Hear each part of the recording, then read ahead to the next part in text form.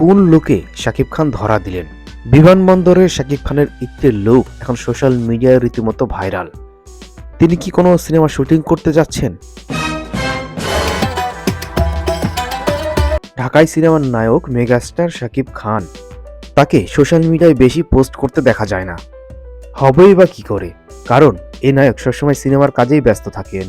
এই নায়ক গত 2 মাস ছিলেন তার সেকেন্ড হোম আমেরিকাতে। যখন দেশে ফিরলেন, চেনাটাই হয়ে গেল দায়। মুখ ভর্তি দাড়ি, পরে আছেন ক্যাপ, চোখে আবার রোদ চশমা।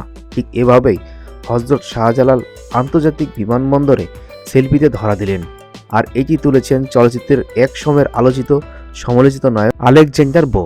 বৃহস্পতিবার 26শে সেপ্টেম্বর সকালে ঢাকায় পা রেখেছেন শাকিব খান। বিমানবন্দরে আলেকজান্ডার বোর সঙ্গে দেখা হয়। সেখানে শাকিবকে দেখে আলেকজান্ডার তার সঙ্গে সেলফি তোলেন। বিভিন্ন সূত্রে আমরা জানতে পেরেছি এটাই শাকিব খানের নতুন লুক।